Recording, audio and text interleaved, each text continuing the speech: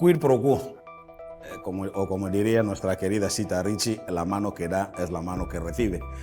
Esta frase, quid pro quo, viene a indicar una relación, diríamos, simbiótica entre alguien que te ofrece un servicio o hace algo por ti y recibe a cambio una prestación.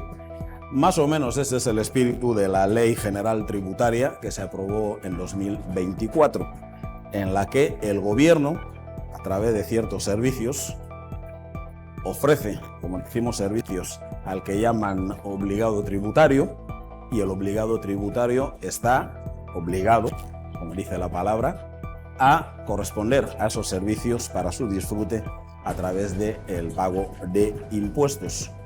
Pero el quid pro quo tiene que ser recíproco y tiene que ser también equitativo.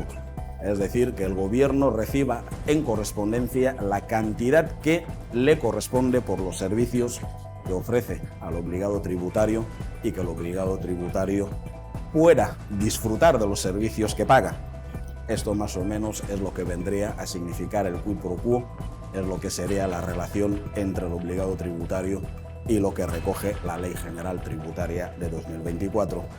Muy buenas noches, esto es Parlamento y como habrán adivinado vamos a hablar de impuestos.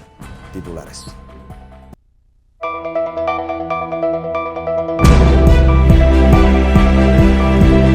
El gobierno de Guinea Ecuatorial introduce claves en la nueva Ley Tributaria 2024, que moderniza el sistema impositivo, reduce impuestos y estimula la inversión.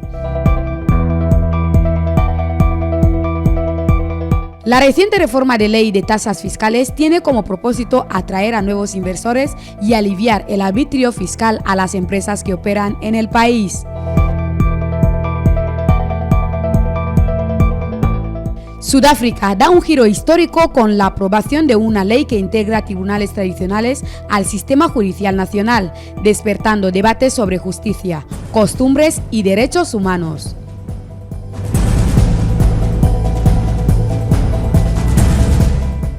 Hemos sido enseñados a definir y destacar a determinadas personas como grandes artistas, ya que son invisibles quienes ejercen sus artes desde espacios que, siendo públicos y reales, nadie ve.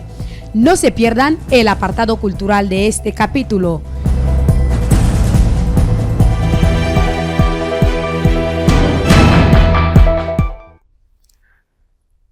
Buenas noches, una vez más bienvenidos a Parlamento, Pamela. Buenas noches. Buenas noches, Ambrosio. ¿Cómo estás? Yo estoy bien. Me alegro. ¿Impuestas? ¿Tú pagas impuestos? Creo que sí. ¿Crees que sí? Sí, Esa hombre. respuesta no es muy tributaria que se diga. Edgar, buenas noches. Buenas noches. ¿Cómo va la semana? De momento bien. ¿Todo bien? Tributando. Como se viene haciendo Sí, toda la sí, vida. sí. Vamos a seguir tributando Rime, mientras vivamos. bienvenida. Gracias, buenas noches. Malela, Muy buenas noches. no podrán volver a decir aquello de que solo quedamos tres. Ya hemos recuperado la parte importante de este programa. Usted ya avisó que era transitorio. Muy transitoria, os hemos echado de menos. Bueno, pues como ya hemos anunciado, vamos a hablar un poco de lo que, no un poco, vamos a analizar lo que son los impuestos, qué son impuestos, por qué se deben pagar, para qué sirve los dineros que paga la población en impuestos. Entonces, bueno, antes de entrar en materia, vamos a ver el siguiente reportaje.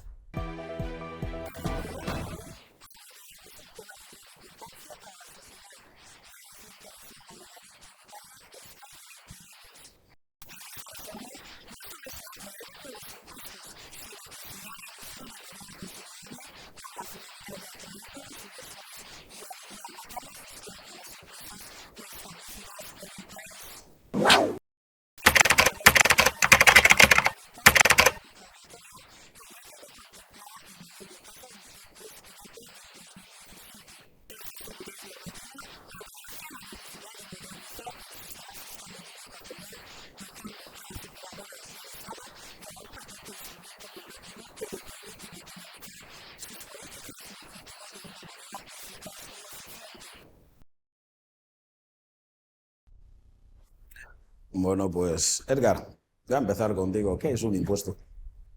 Uf. Bueno, un poco centrándonos en lo que es la parte no tan técnica, porque es cuestión de explicarlo con un lenguaje que nos permita a todos, incluso los que estamos en casa, pues poder entenderlo. Desde la perspectiva de lo que mencionaste al principio de lo que es el programa, pues sería ese quid pro quo. Todos los que vivimos en una sociedad, pues estamos obligados a mantener esa sociedad y a mantener a este Estado. Porque el Estado de por sí no tiene dinero, depende de sus ciudadanos para poder obtener esos ingresos y poder financiar proyectos y materializar todo lo que después va a repercutir en el beneficio del resto. Entonces, es la obligación que tenemos todos nosotros de ayudar a mantener lo que disfrutamos todos. Es como que tú pagas al Estado, pagar entre comillas de, tú le entregas el dinero, él materializa los proyectos y después lo disfrutamos todos. Rime, los impuestos son un derecho, una obligación. Es la obligación que tiene el poseedor de X cuestión, ¿no? Por el mero hecho de, por ejemplo, de poseer una propiedad, poseer algunas cuestiones, son hechos imponibles y ahí se basan los impuestos. Pamela, estamos con preguntas. En nuestro país la cultura del impuesto como que no es que no existan los impuestos, existen, pero no estamos muy habituados al pago de estos impuestos, quizás porque o no se han exigido o no los entendemos. Sí.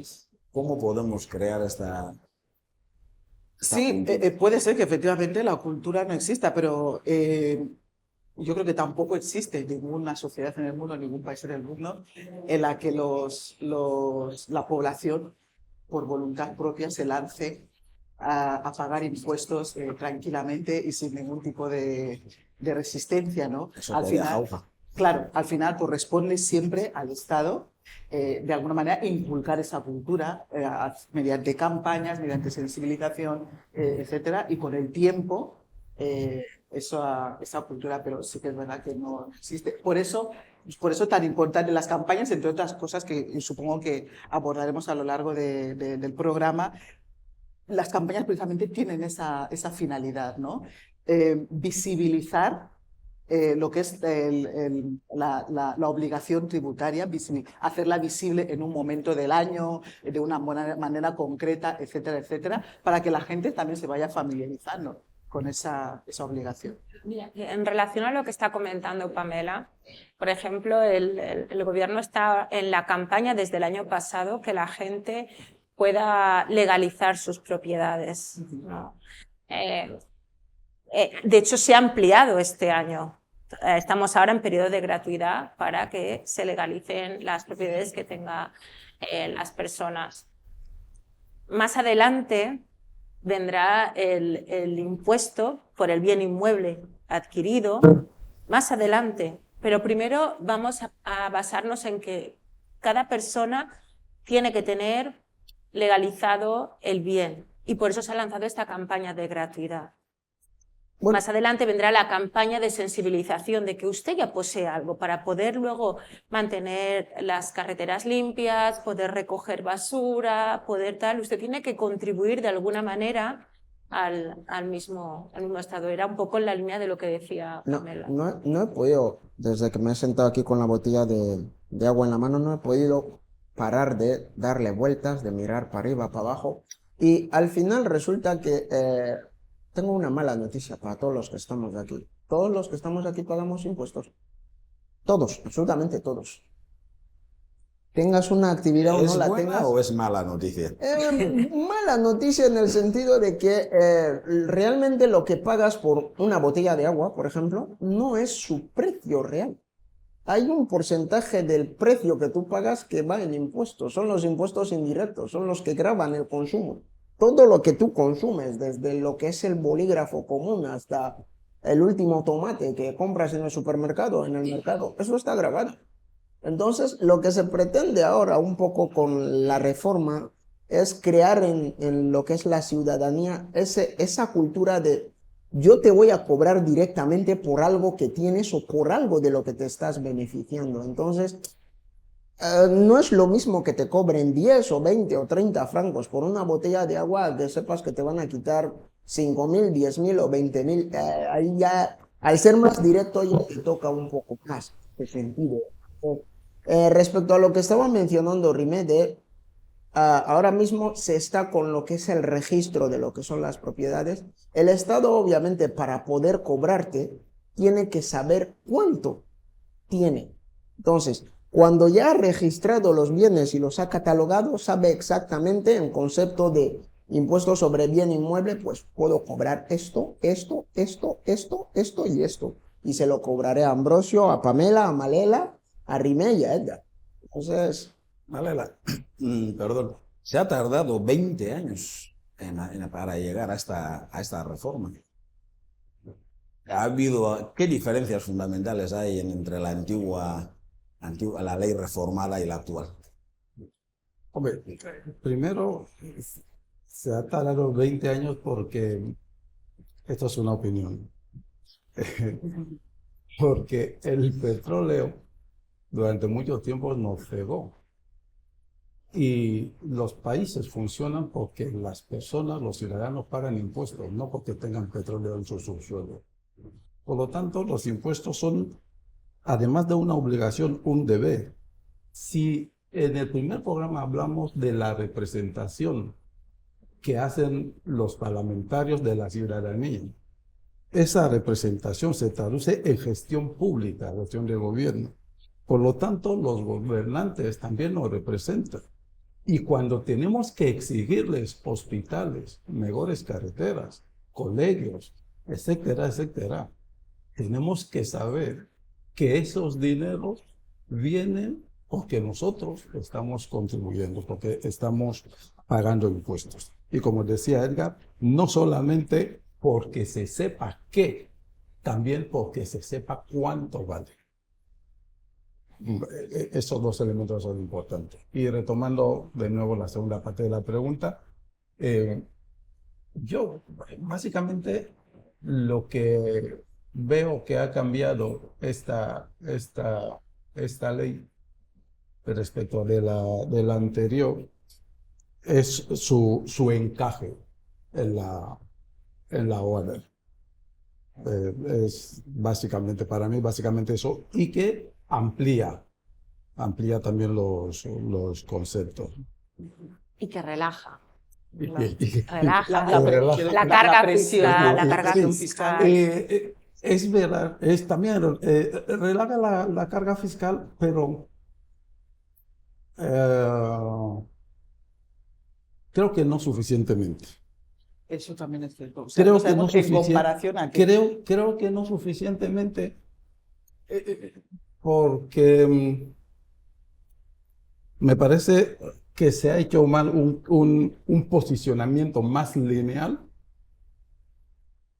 que valorado, ¿no? Si salimos de 35 y nos situamos en 25, queda redondo. ¿Por qué 25 y no Y no 5. 5 y no 20 y no 15, ¿no?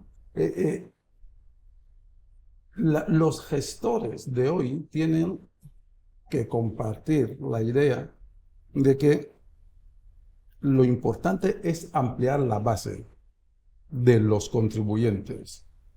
Si se amplía la base de los contribuyentes con menor carga, la gente van a tener menor sensación de que su aportación es innecesaria o es inútil. Bueno, lo clásico de en Hacienda, se lleva mi dinero.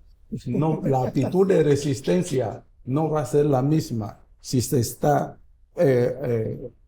pagando 5.000 que si está pagando 25.000. Por lo tanto, si se suma, si hay 10 personas que contribuyen voluntariamente porque entienden que, bueno, 5.000, bueno, se lo voy a pagar, va a ser mejor que 3 personas resistiéndose. bueno, en relación a lo que está mencionando Malela, lo que es la propia ley fundamental nuestra en los artículos 17, 18, si no me no me falla la memoria, se habla de lo que es el principio de proporcionalidad. Obviamente yo, que soy Pepito, por ejemplo, y estoy en el pueblo y gano, qué sé yo, 100.000 o 150.000, estoy poniendo un ejemplo numérico, ¿vale? Por vender tomates no se me va a cobrar en materia de impuestos lo mismo que el señor que tiene una gran empresa y que ingresa cientos de miles de millones. Entonces, el dinero que yo pago en proporción a este 20 o 25 o 15%, ¿me duele? Sí. Al que gana 400 millones le duele. Hombre, también le duele. También le duele, pero es un dolor que al final, cuando ves los proyectos que se materializan con el dinero que tú pagas, pues digamos que sientes que Duele menos. se soporta más. Y Vale, luego, pues en relación... sí, vamos a seguir con este tema. Estábamos tocando lo que son, bueno, a grosso modo lo que son los impuestos y las tasas. Vamos a ver brevemente un vídeo y seguimos. Este vídeo es sobre la ley tributaria.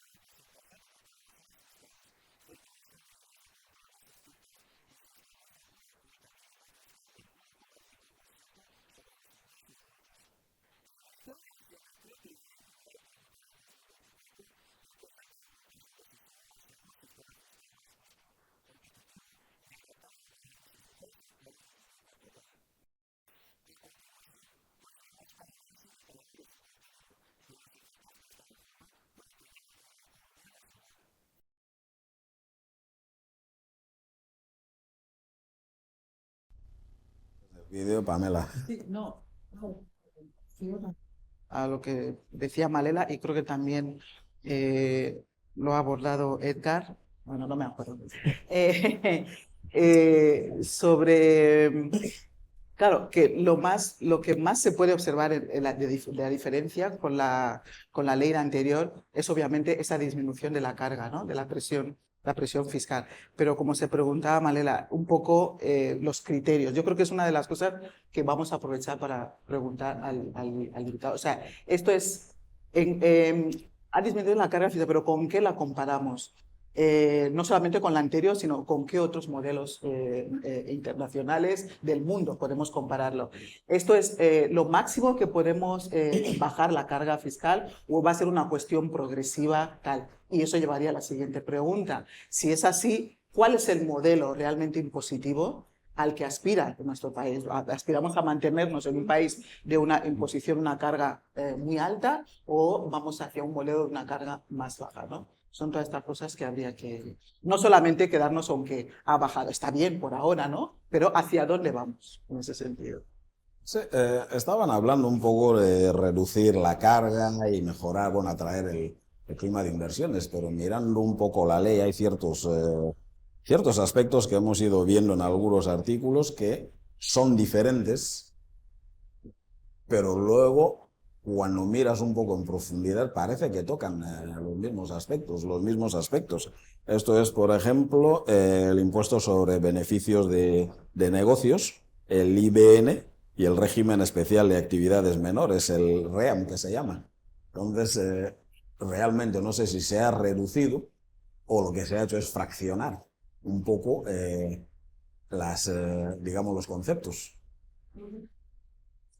El que quiera, ¿eh? Soy libre. Bueno, yo lo que pienso es que yo lo que pienso es que al final la idea de recaudar que tiene el Estado es a la hora de intentar aliviar esa carga en lo que son los tipos de negocios, pues siempre se tiende a ir al matiz del tipo de negocio, porque obviamente cada una de las personas que estamos aquí, pues, por ejemplo, digamos, Ambrosio ahora mismo tiene un negocio de, qué sé yo, de venta de pelucas, por poner un ejemplo. Creo que Malela no se ve por aludido, pero que tiene... ¿Malela vende pelucas? No, Yo no voy a creo que debo llevar una. No sabía. Ellos cortaron bien. Yo no voy a decir nada. Pero digamos que tiene un negocio de venta de pelucas, pero al mismo tiempo, digamos que Pamela tiene un negocio también de importación de pelucas y después de distribución de las mismas para lo que son los pequeños negocios. Obviamente, en cuanto a tipo de trabajo o tipo de actividad, parece que es la misma. ¿Por qué? Porque ambos venden pelucas, simplemente que uno lo hace de una manera, digamos que en mayor o menor medida. Y yo creo que un poco por ahí va a regular esto, porque al final, si pones un impuesto sobre sociedades y el otro te dice, mira, yo es que no soy una sociedad per se. ¿Por qué? Porque las condiciones que se requieren para configurarse como una sociedad, ya sea limitada o anónima, yo no las cumplo. Obviamente realizo un negocio, pero no cumplo con las características. Entonces, como se dice que lo que la ley no te ha permitido expresamente, tiene que entender que está prohibido, pues, entonces yo creo que un poco esa es la dinámica por la cual deciden realizar esas matizaciones, pero yo estoy hablando un poco desde la propia convicción personal. Yo creo que nuestro invitado podría ayudarnos a arrojar un poco más de luz sobre la cuestión y también explicarle por qué no a la ciudadanía y ayudarle a despejar esta luz. Yo he hecho en falta algunas cosas, ¿no? El IBN este que estaba comentando, le sacan el 25% a todo el mundo sobre beneficios. Vale. Como antes decía Edgar, quien está ganando 100.000 francos en el pueblo pescando, le dolerá en la misma dimensión que le puede doler el que estuviera invirtiendo 400 millones. Yo creo que no. Pero pongo un ejemplo. Si una empresa tiene de capital 500 millones y hace negocio, es fácil que esta empresa llegue a tener 100 millones de beneficios. Y si tiene 100 millones de beneficios en un ejercicio, el Estado le saca 25 millones. Me parece injusto eso. Podría seguir sacándole 35 millones, 35%. Lo que no me parece tan justo es que un profesional independiente, o sea, un joven que sale de la UNGE y decide montar un despacho como abogado o como cualquier profesional independiente y gana 500.000 francos anuales de beneficio y el Estado le saca también el 25%. Este señor tiene menor dificultad para crecer como empresario. Por eso yo insisto que yo creo que los tramos esta café para todos, 25, sí, de 35 a 25%, me parece un auténtico café para todos. Entonces, bueno, como todos los negros tomamos café, que decía Antonio Machín, pues algunos no lo tomamos. Bueno, vamos a esperar que venga el invitado, pero también hay unos años, por el ejemplo que acaba de poner el compañero, que cuando se inicia una actividad no hay una obligatoriedad de ciertos pagos de impuestos. Eso es muy importante también que la población lo sepa. Lo que se quiere con esta ley es, vamos a dejar de tener tanta economía sumergida, porque eso va en detrimento de nosotros mismos. Vamos a intentar que la gente salga, que se legalice, que aperturen cuentas, que haya movimiento en todos los sentidos. ¿Para qué? Para que nuestra actividad del país entre en un circuito legal. Es que hay demasiada. Se mueve, no quiero utilizar la palabra, no, pero se mueve demasiado dinero de una manera irregular. Y lo que se quiere es que todo eso entre en un circuito legal. Yo creo que en algo habéis coincidido todos y es que alguien tiene que arrojar más luz sobre este tema y esa persona evidentemente es nuestro invitado de hoy. Vamos a ver el perfil de la persona que nos acompaña hoy.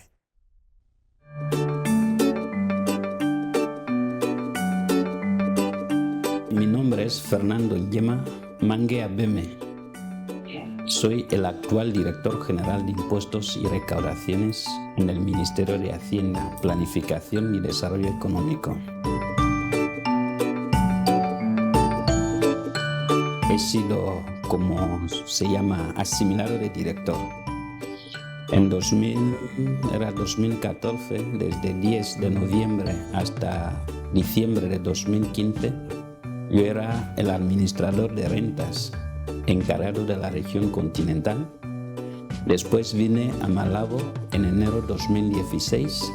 Ostenté el cargo de administrador de rentas en la región insular encargado de grandes contribuyentes. Fui como técnico de gabinete del viceministro de Hacienda encargado de impuestos en aquella época, esto en 2020. Después he sido técnico de gabinete también con el ministro don Fortunato Ofambo. Después de esto me confiaron el puesto de inspector jefe de tributos, un puesto que he ostentado durante 8 meses.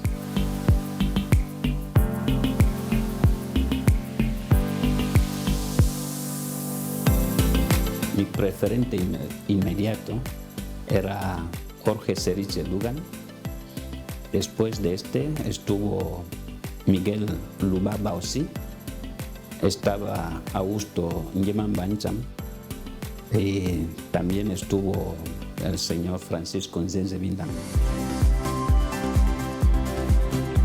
Bajo mi responsabilidad tengo a jefes de área. Mi actividad principal es supervisar el día a día de cada uno de estos jefes de servicios, dar orientaciones y hacer seguimiento para que las tareas asignadas a cada jefe de servicio puedan ser cumplidas en tiempo real.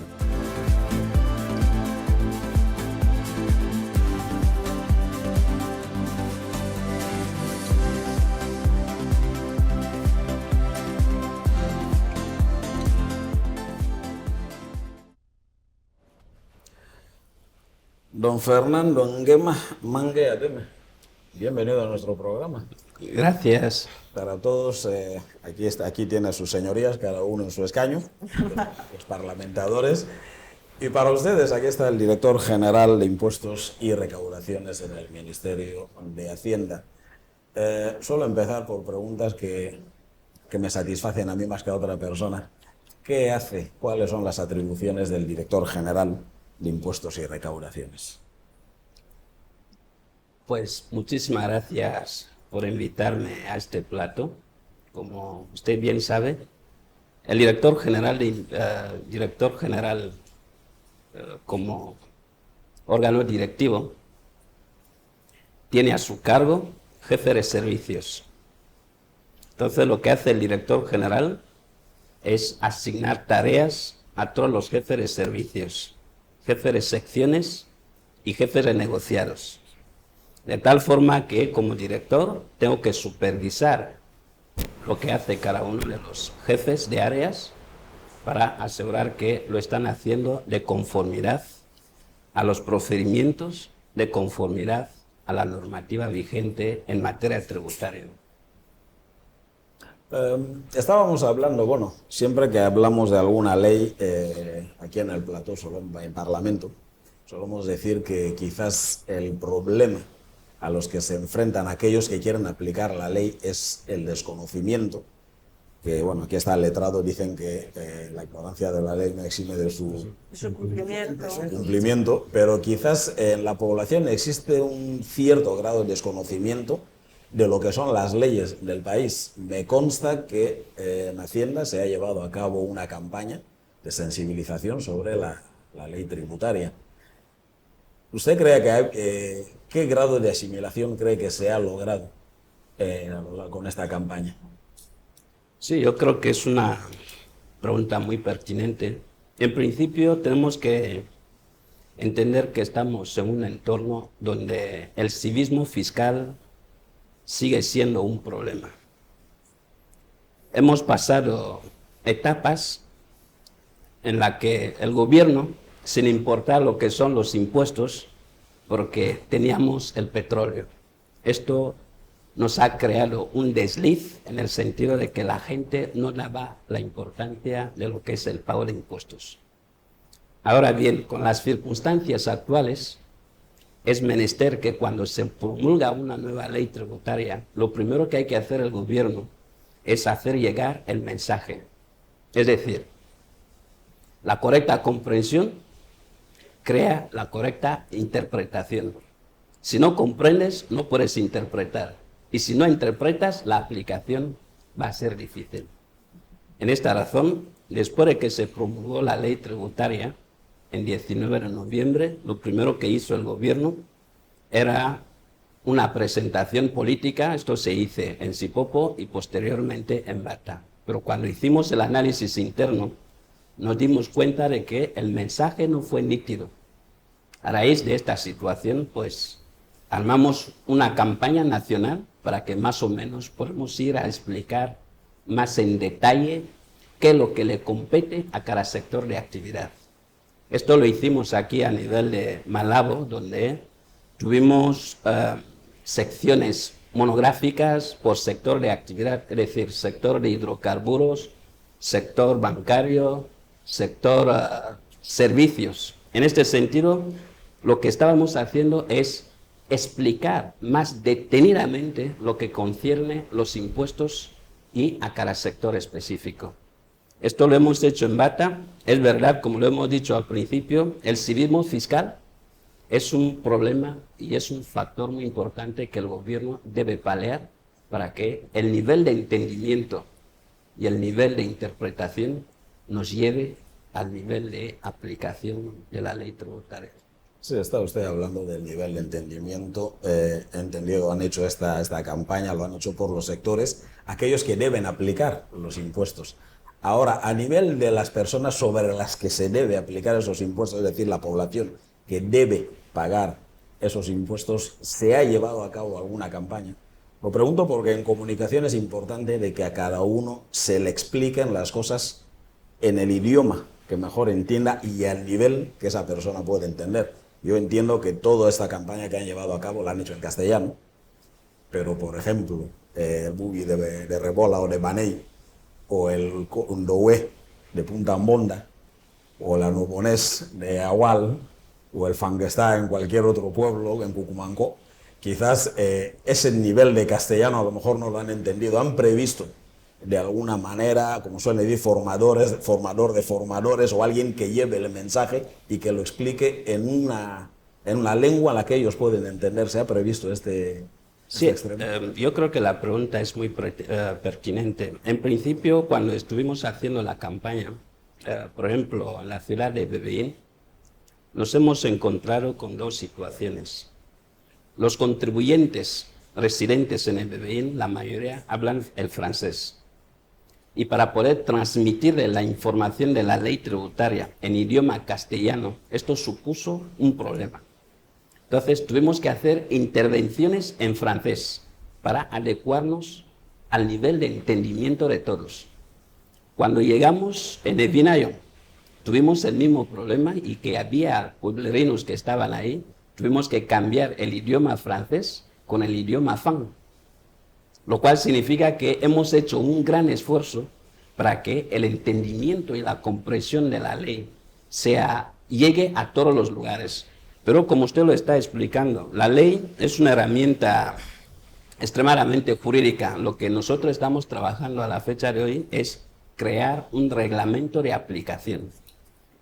¿Para qué sirve un reglamento? Es decir, aquello que usted no puede entender de manera directa por no ser del sector, tenemos que utilizar un idioma más flexible y luego hacerlo con ejemplos prácticos para que lo que usted no puede entender en un artículo, que usted recurra a un reglamento y que el reglamento te ayude a interpretar y comprender lo que está en el artículo. De hecho, el gobierno está trabajando para que en breve podamos tener un reglamento de aplicación de esta ley tributaria. Vale, antes de pasarle la palabra a los parlamentarios, la ley se aprobó en 2024, lleva apenas un año. ¿Han hecho alguna evaluación del nivel de cumplimiento? ¿Están ustedes satisfechos con los resultados obtenidos hasta la fecha? Sí, precisamente aprovechando la misión del Fondo Monetario, lo primero que hemos hecho es hacer una evaluación trimestral. Es decir, al 31 de marzo hemos hecho para medir el nivel de ejecución en relación a la nueva ley tributaria. Una de las, vamos a decir, los aciertos que hemos tenido con esto es que cuando cambiamos el sistema de declaración por autodeclaración, estamos observando a la fecha de hoy que total liquidado corresponde al total ingresado, cosa que no venía registrando con la ley derogada.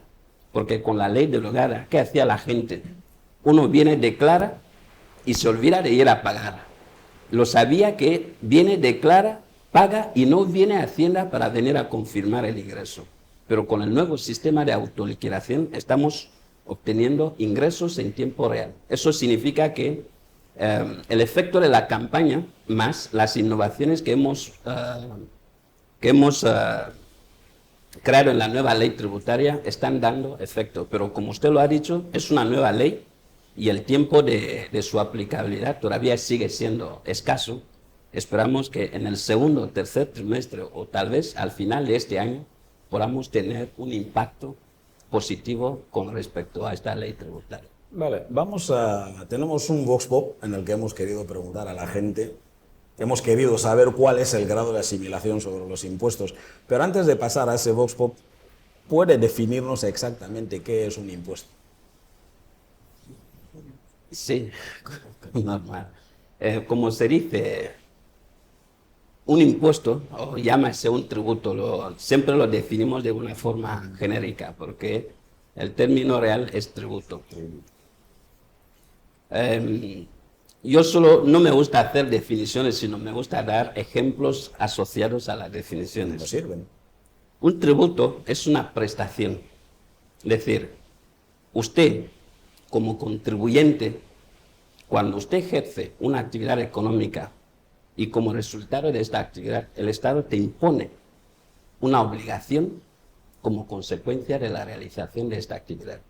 De tal forma que, como tributo, lo primero que hay que ver es que esté regulado en una norma. Si no está regulado, su exigencia es nula. Por eso decimos que un impuesto es un tributo donde el contribuyente tiene la obligación de ingresar al tesoro público como consecuencia de la realización de su actividad económica. Y eso tiene que estar regulado en una normativa. Si un tributo o un impuesto no está regulado, su aplicabilidad es nula. Yo creo que ha quedado claro. Vamos a ver el Vox Pop, a ver si la población lo tiene tan claro como el señor director general, y volvemos al plató con nuestros parlamentarios. ¿Podría decirme qué entiende por impuesto? Bueno, son las tasas que deben pagar los ciudadanos, ¿no?, para cotizar en el país, porque pagando impuestos también ayudamos a que las cosas puedan seguir manteniéndose tal y como están en la sociedad. Bueno, desde mi punto de vista diría que más o menos es una cotización económica que cada ciudadano o cualquier entidad con fines de lucro ingresa en las cuentas del Estado para poder incrementar lo que es el desarrollo del país. Se paga para más o menos lo que es desarrollar lo que es el país. Por ejemplo, en las cosas más carreteras, por ejemplo, lo que es la educación pública, todo lo que tiene que ver con el desarrollo del país en el sector que sea, se invierte ahí. También se solía invertir en lo que es pagar a los funcionarios públicos, generalmente todo eso. El impuesto legalmente es un gravamen público que impone el Estado a fin de sufragar los gastos públicos. Bueno, desde un punto de vista institucional o bien gubernamental, se entiende por impuesto a esta obligación que tiene cualquier ciudadano que vive en una sociedad para cotizar en las arcas del Estado. Por ejemplo, si hablamos de tasas fiscales, si eres, por ejemplo, un emprendedor que emprendes, por ejemplo, si tienes un bar o tienes una actividad comercial, debes pagar este impuesto. Bueno, yo entiendo impuestos como la tasa que debe pagar un ciudadano que convive en una ciudad. Esos impuestos ayudan al gobierno, ¿no? Llevar a cabo una serie de infraestructuras, ya sean de carreteras, deportivas, edificios, etcétera, etcétera. ¿Has escuchado hablar de la ley tributaria? Sí, la verdad es que sí. Bueno, la ley tributaria viene a hacer las ajustaciones de cada ciudadano para hacer lo que son las recolectas de la paga de impuestos, ¿no? Son cotizaciones que deben hacer los ciudadanos. No, todavía no he escuchado hablar. Bueno, sí. La ley tributaria, algo, sí. Bueno, yo creo que forma parte de esos impuestos, ¿no? Cuando uno vive en la ciudad y sobre todo los funcionarios que trabajan. Entonces debe contribuir, ¿no? Deben declarar bienes que tienen y así también contribuir al Estado para lo que hemos dicho antes, a la construcción de infraestructuras, etcétera, etcétera. Bueno, señor director general, parece que la ciudadanía es bastante consciente de qué son los tributos y parece que también son muy conscientes de para qué sirven. Pamela, director general, para ti. Sí, buenas tardes, señor director general. Buenas tardes. Buenas noches, mejor. Ha hablado usted del civismo tributario y cómo es bastante, digamos, escaso, ¿no? Ese civismo en nuestra población. Yo creo que uno de los factores que colabora, ayuda a ese civismo tributario es cuando la población tiene esa percepción de que los impuestos es una cuestión de todos, que no hay ningún tipo de impunidad para nadie. Eso a la larga ayuda a que todo el mundo se conciencie de que hay que pagar los impuestos, porque sabes que lo vas a pagar tú, lo va a pagar el vecino, lo va a pagar el de más allá, todo el mundo, sea quien sea. Entonces, no sé si en ese régimen de aplicación que dice que se está trabajando, ¿hay algún tipo de sistemas nuevos que se van a implementar para hacer la recaudación, para que ese civismo tributario se extienda a todo el mundo, que no exista impunidad y por tanto aumente la confianza de la población a la hora de pagar impuestos? Sí, como principios tributarios tenemos lo que es la equidad fiscal y luego está el principio de capacidad económica. Como usted lo ha dicho, lo primero que tenemos que hacer es que en el marco de la gestión tributaria nadie debe quedarse al margen de tributación. De tal forma que si aplicamos el principio de equidad fiscal, todo el mundo, salvo aquellas personas que no realizan actividades económicas o que no tienen rentas sujetas a tributación, todo el mundo está obligado al pago de impuestos. Entender que es un principio constitucional, si cogemos el artículo 19.2 de la ley fundamental, dice que todos los ciudadanos nacionales o extranjeros están obligados a pagar impuestos por ley. Entonces, la Constitución da potestad a la ley tributaria y la ley tributaria desarrolla los preceptos legales que constituyen un impuesto para su aplicabilidad. De tal forma que ninguna persona, si queremos aplicar la equidad fiscal, nadie debe quedarse al margen de tributación. Eso sí, hay que aplicar el principio de capacidad económica. El que más rentas obtenga, mayor impuesto debe pagar. Sí, señor director, sí, entendemos, pero usted está hablando del principio, y yo creo que en el principio estamos todos de acuerdo. Principio de equidad y principio por capacidad. Pero ¿cómo logramos eso? En la práctica, ¿cómo hacemos que efectivamente exista esa equidad?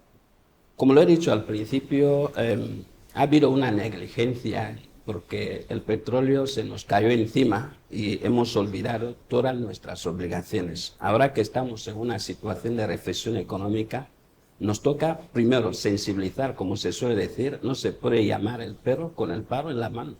Ahora nos toca sensibilizar, hacer entender a la población que para que un país funcione o para que un gobierno funcione, necesita recursos. Y los recursos provienen de la cotización que cada persona da al Estado en función de la capacidad económica suya. Nosotros hemos promulgado la nueva ley tributaria, ahora estamos trabajando, como ustedes podrán constatar, hay spot publicitario, hay paneles publicitarios que estamos haciendo en toda la ciudad, Malabo, Bata, Epebeín. Este es un mensaje que estamos lanzando a la población para que cualquier persona, sea jurídica o física, residente o no, que ejerza una actividad económica en Guinea Ecuatorial, que sepa de que por ley debe cotizar. Y la cotización va en función de la capacidad económica de cada uno. De hecho, estamos trabajando para tener un padrón tributario, controlar el abanico de empresas que tenemos a nivel nacional, intentar controlar aquellas personas físicas que son propietarias de inmuebles enclavados tanto en zonas urbanas como en zonas rústicas, para que más o menos podamos identificar y asociar a cada inmueble los impuestos correspondientes. Entonces, nos queda mucho trabajo que hacer y estamos trabajando para que el principio de equidad fiscal pueda ser efectivo. Sí, don Fernando, buenas noches.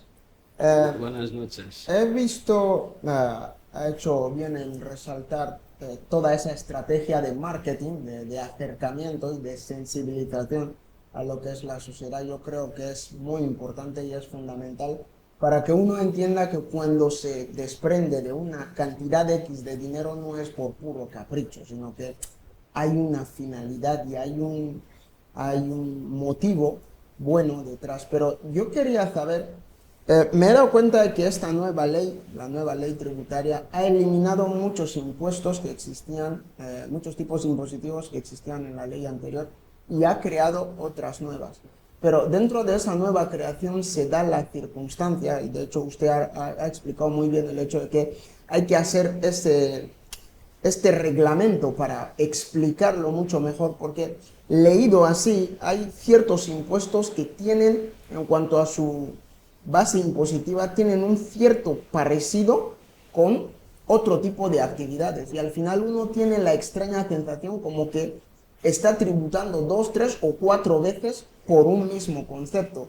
¿Cómo han previsto ustedes desde lo que es la Dirección General paliar esta situación o un poco explicar o hacer entender a la ciudadanía que cuando se le exige un determinado impuesto es porque su negocio se parece a este y no al otro? Efectivamente, voy a explicar un poquito lo que ha sido la tónica del cambio de la nueva ley tributaria. Primero hay que entender que estamos en un entorno económico armonizado. Hay impuestos que sí o sí nosotros como país no tenemos soberanía para tocar. De ahí hablamos de impuestos armonizados. De entre estos impuestos armonizados tenemos el impuesto sobre sociedades, que con la nueva ley tributaria se ha segregado. Hay una parte que es aplicable solo y exclusivamente a personas jurídicas, cualquiera que sea la naturaleza de la persona. Si es jurídica, automáticamente estaría sujeta a impuestos sobre sociedades. Y luego hay otra categoría que hemos denominado impuestos sobre beneficios de negocios, que no es aplicable a personas jurídicas, sino a personas físicas que ejercen una profesión liberal. Por ejemplo, un abogado, si usted es abogado y no se ha constituido como empresa, usted estará sujeta al impuesto sobre beneficios, pero impuestos sobre sociedades en modalidad de beneficios de negocio. Pero si es una persona individual o una familia que tiene economía de subsistencia, en lugar de exigirle el impuesto sobre sociedades, porque no es una sociedad, en lugar de exigirle impuestos sobre beneficios del negocio, porque no es un profesional independiente, sino que está haciendo una pequeñita actividad para poder sobrevivir, pues pagaría el impuesto sobre, que hemos denominado régimen especial de actividades menores. Entonces, esto va en función de la categoría de la persona. Sí. En relación al impuesto sobre beneficio de los negocios y el de régimen especial, el régimen especial que acaba usted de mencionar, quería hacer un poco de hincapié, más que nada para que nos haga entender, tanto a los que no somos tan doctos en materia tributaria y también a la población, el hecho, por ejemplo, ha mencionado a los profesionales liberales, a los abogados, por ejemplo.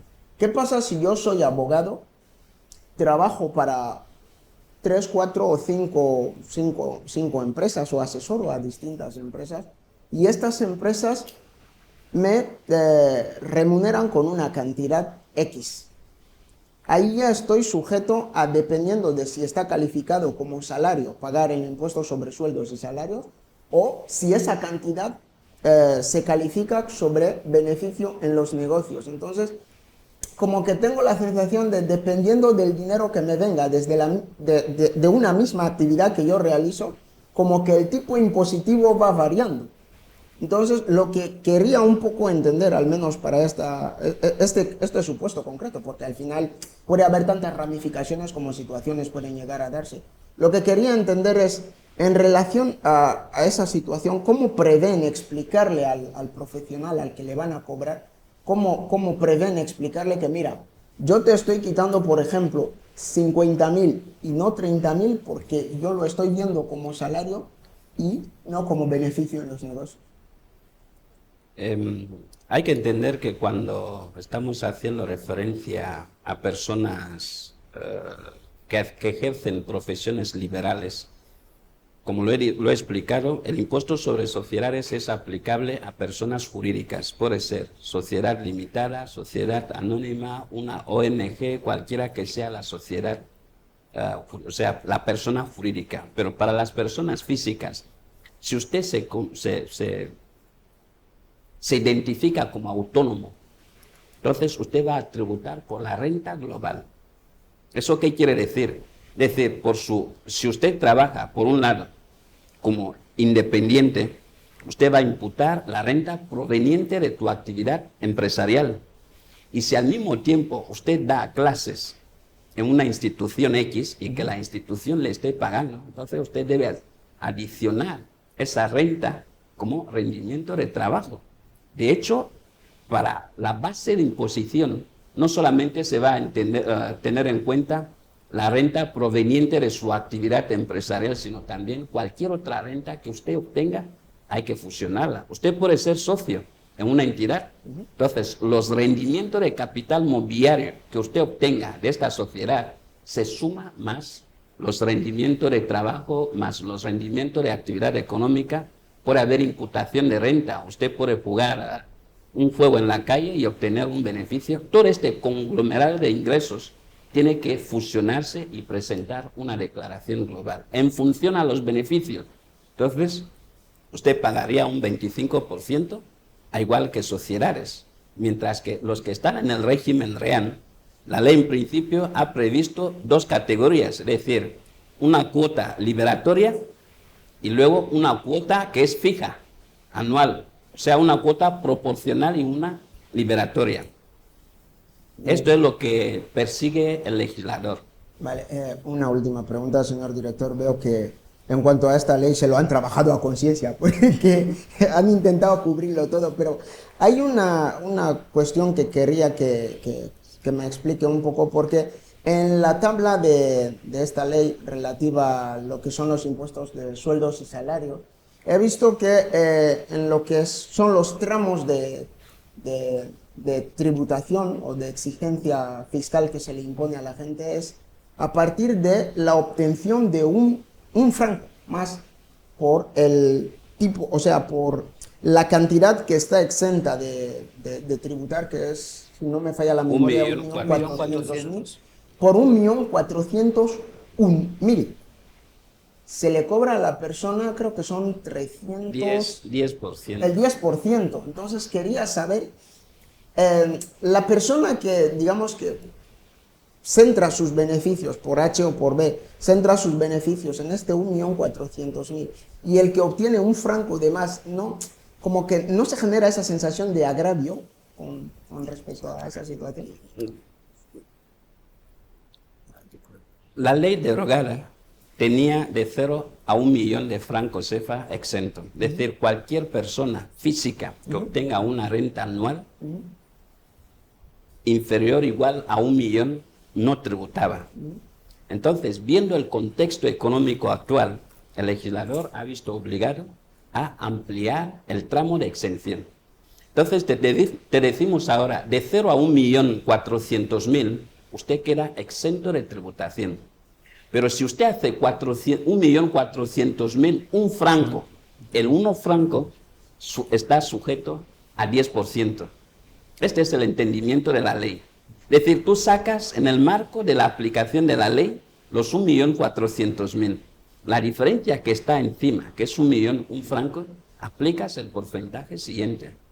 No te cobramos el impuesto sobre 1.400.000, sino 1.400.000, un franco, es decir, la diferencia. Por eso, a la hora de calcular, hacemos el inverso de límite. Bueno, me parece muy interesante justo el ejemplo que ha puesto, porque era lo que quería que el director, bueno, buenas noches primero, explicara. Buenas noches. Un poco, ha puesto como ejemplo Ghana, ¿no? ¿Perdona? Como ejemplo ha puesto Ghana. Ha dicho que han ido a mirar cómo lo tiene Ghana. Si no he escuchado mal. No, decía que como estamos en un espacio económico armonizado, sí, hay impuestos que están en sintonía con Camerún, con Gabón, con Chad.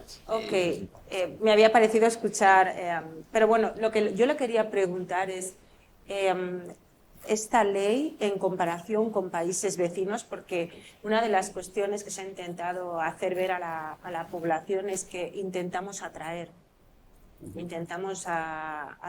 a los inversores e intentamos que a aquellas personas que están haciendo cualquier tipo de actividad que pasen a una situación legal. Creo que son las dos vertientes, a grosso modo, que se puede decir que el espíritu de la ley.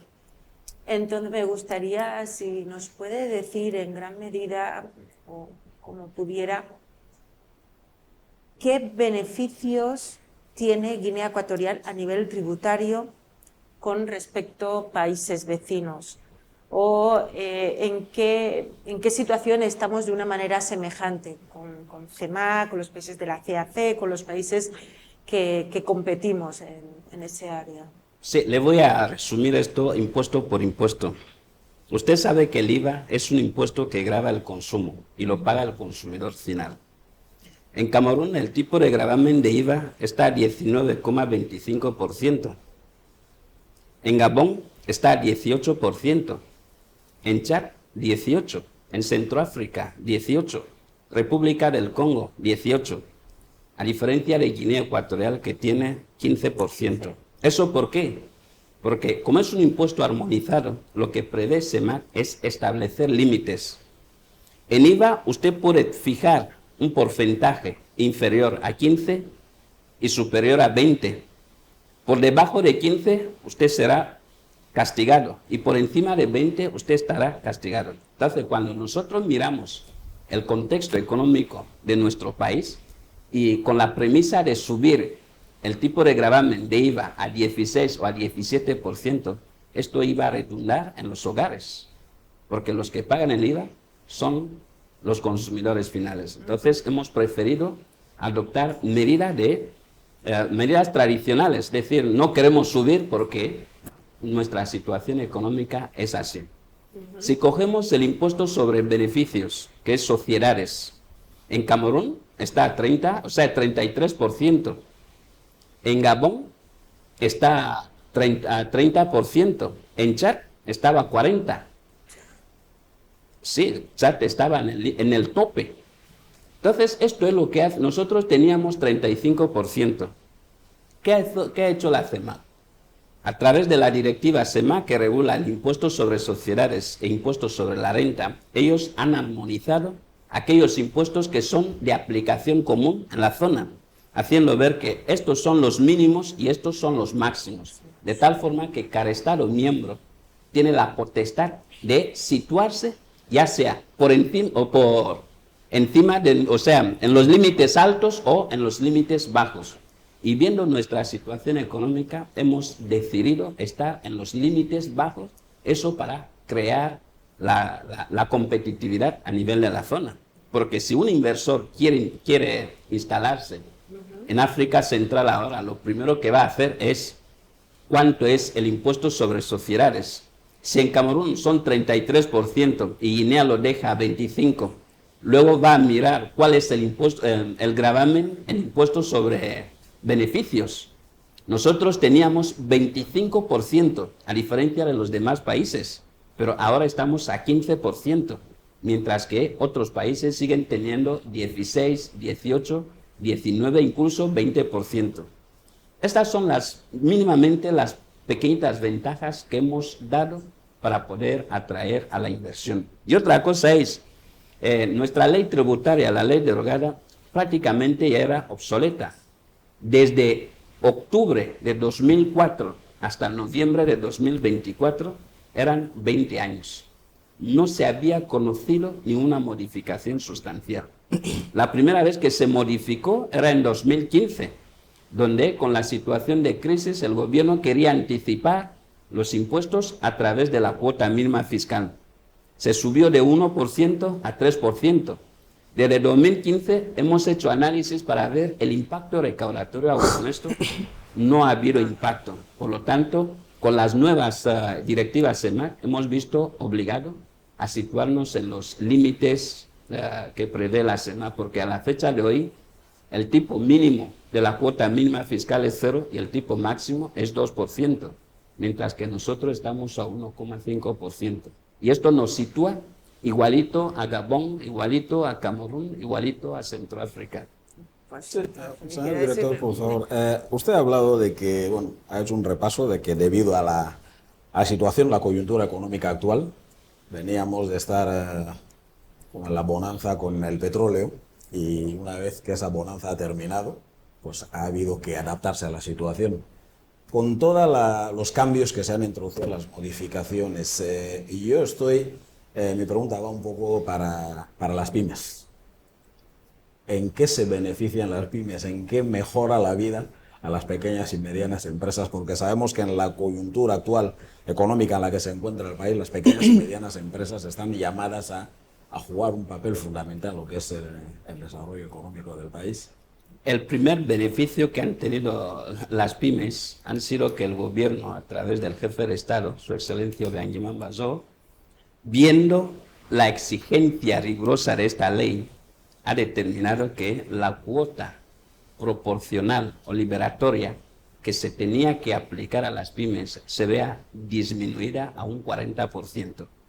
Ustedes habrán visto en la tele, hay un equipo, un comité del miembro de gobierno liderado por el viceprimer ministro, donde se han ido hablando de patente único.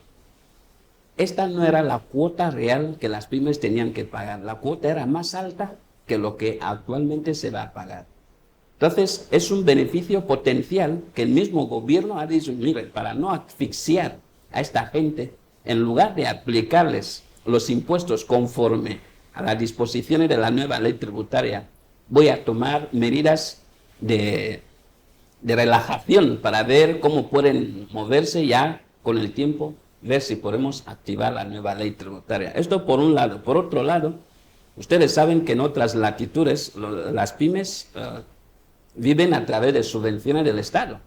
Entonces, si nosotros no contribuimos primero para dotar al gobierno de recursos y posteriormente poder transferir a las pymes para que se puedan desenvolverse, automáticamente las pymes estarían perjudicadas. Por lo tanto, lo primero es concienciar a toda la población, a los pymes, para que cada uno, dentro de su capacidad económica, podamos dar contribuciones al Estado y posteriormente poder ayudar a las pymes. Bueno, creo que en ese sentido hay dos tipos de pequeñas y medianas empresas. Están las que necesitan una subvención y están las que necesitan relajación de medidas fiscales, como bien planteaba. En este sentido, lo que ha explicado, la gira que se está haciendo de sensibilización, eso relaja. O sea, es tan importante el no exigir como el dar, porque hay gente que tiene la capacidad para poder emprender, para poder realizar, pero lo que necesita es que no tenga otra carga económica, porque es lo que le va a impedir la continuidad con el negocio que está intentando emprender. Entonces creo que esa es la visión que ahora mismo se está llevando con esta campaña. Es una especie de una cuota mínima, ínfima, ¿no? para animar que la gente aflore. Yo parezco muy repetitiva, pero lo que se intenta es que desaparezca la economía sumergida. No tenemos datos estadísticos reales de mucha actividad empresarial que hay en el país, y con todas estas medidas que se están intentando poner en marcha a través del Ministerio de Hacienda, es algo que va a ayudar a poder tener datos. Cuando ya se tienen datos, ya se pueden tomar otro tipo de medidas. Vuelvo a lo que he dicho al principio. Si no tenemos datos de las propiedades, como bien ha explicado el director, no van a poder aplicar el impuesto de bienes inmuebles en un futuro. Es imposible, porque no tienen datos, solamente hay 2 o 3 personas que tengan las viviendas registradas. Entonces, son las campañas, las medidas que hemos estado diciendo que el Gobierno está implementando. Fíjate, aprovechando la preocupación de vuestra excelencia, con la ley derogada, el registro de propiedades, ya sea en la notaría que en el registro de propiedad, estaba en torno a 8%. Ahora son 0,15% con la nueva ley tributaria. No por nada se hace esto. Primero, ayudar. Hubiéramos adoptar otras medidas, es decir, el Ministerio de Hacienda, en coordinación con el Ministerio de Obras Públicas, poner a disposición de la población algunos ingenieros para el tema de certificado de medición, certificado de situación, porque son elementos que se exigen para que una persona pueda registrar una propiedad. Y la gente se ve frenada, porque cuando llamas a un ingeniero de libre ejercicio, ese te taxa, y esto hace que la gente se vea un poquito atascada para no poder registrar sus propiedades. Esto ya lo hemos discutido y se está buscando una fórmula para que la gente, en lugar de ir llamando a gente que lo hace de forma liberal, pues que tenga un lugar de amparo donde usted puede llamar y que la persona, como funcionario del Estado, pueda prestar este servicio a coste cero. Es bueno que quede claro que el impedimento no viene del Ministerio de Justicia. Gracias por la aclaración. Vale. Sí, buenas tardes. ¿Cómo Dime he aprovechado para eximirse de toda ya ha venido la cuña. Yo quería hacerle 2 preguntas, una en el ámbito de las rentas de trabajo y otra en el caso de los impuestos inmuebles.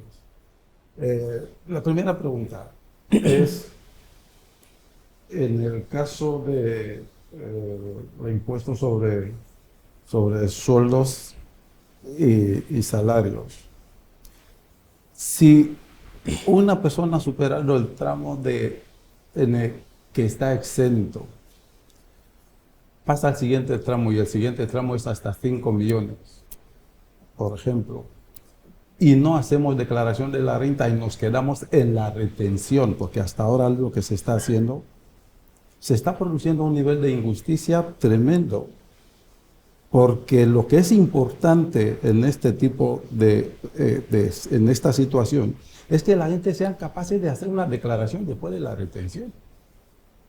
Entonces, ¿para cuándo se va a poder hacer algo más que la retención y el ciudadano ecuatoriano puede hacer una declaración de la renta para acreditar que en un momento determinado una persona que esté cobrando 2 millones de francos puede tener mejor situación económica, o sea, perdón, puede tener peor situación económica que el que esté cobrando 1.400.000 o 1.000 francos porque tenga a cuenta mayor carga familiar.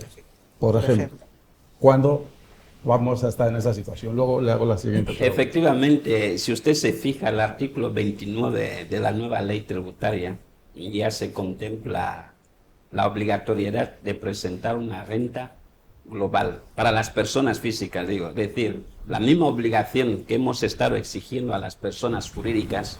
A partir de abril 2026, las personas físicas se verán obligadas a presentar su declaración global de rentas. Eso va a ayudar porque el impuesto sobre sueldos y salarios es un anticipo que el pagador retiene al empleado por cuenta de Hacienda, con la salvedad de que esa misma persona al término del ejercicio tendrá que presentar una declaración global. Por eso, si usted se fija en el artículo 29 de esta ley, ya hay una obligatoriedad. Y actualmente estamos trabajando, diseñando un modelo de declaración de rentas, lo cual significa que esto ya se ha dicho, se ha anticipado durante nuestra campaña. Como lo hicieran en las demás, en los demás países, antes de iniciar la declaración, vamos a hacer una campaña de renta para que cada persona dentro de su ámbito sepa cuáles son sus obligaciones. Sí, por eso le preguntaba para cuándo, precisamente, porque está claro, previsto, la primera declaración de rentas está previsto a más tardar el 30 de abril de 2026. Pues, si le permite para... Los ecuatorianos, queridos ciudadanos, vamos a preparar las declaraciones tomando con fecha para... Sí, señor Malela, hacerle cuando toque. tengo que decirle al señor director que ahora está respondiendo a Malela la pregunta que yo le hacía. Lo que pasa es que yo no quería darle no quería poner la premisa de la declaración, pero eso es uno de los mecanismos a los que yo me refería, para garantizar que efectivamente todos van a cumplir con su obligatoriedad de... Ojalá, aplicando el principio de equidad fiscal, todo el mundo pudiera cumplirlo. Espera, quiero añadir, es que está aquí en el artículo 29 que ha dicho el director, como ha hecho mención a los niños, dice que pagos de escolaridad de los niños menores de 25 años hasta un máximo del importe de la matrícula que cobran los centros concertados, privados y públicos y un límite de 10 hijos, como su preocupación era... los que tienen más hijos y menos. No, dicho familiares a cargo, no tienen por qué ser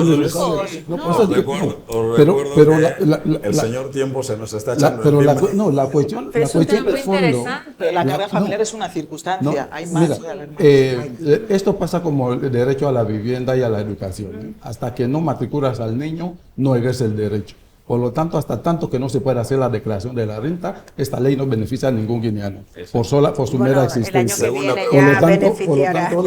lo tanto, totalmente de acuerdo, porque para poder beneficiarse del derecho de deducción, usted estará primero obligado a presentar la declaración de la renta. Usted mismo ha hecho la pregunta, porque la retención que le hacen es un crédito de impuesto, pero para gozarse de este derecho, pues la ley te exige presentar su situación real. No solo quería que supiera que está recogido. No se trataba de si está recogido o no, para de cuándo se puede ejecutar. Para el 2027. Me lo ha contestado. La primera declaración de renta se puede. No me dejen sin hacer la segunda. No me dejen sin hacer la segunda pregunta. No te dejes a ti mismo. Hago la segunda pregunta. La segunda pregunta es: he visto que hasta 300 millones de bienes inmuebles las personas están exentas, ¿no? El valor. Estamos en el impuesto sobre patrimonio. Patrimonio, sí. Hasta 300 millones la persona está exenta. ¿No le parece mucho dinero? Imagínese una persona que tiene una vivienda que pueda ser valorada en 200.999.000. No paga. Ese dinero, ¿cómo lo ha conseguido? ¿Cómo ha ganado ese dinero?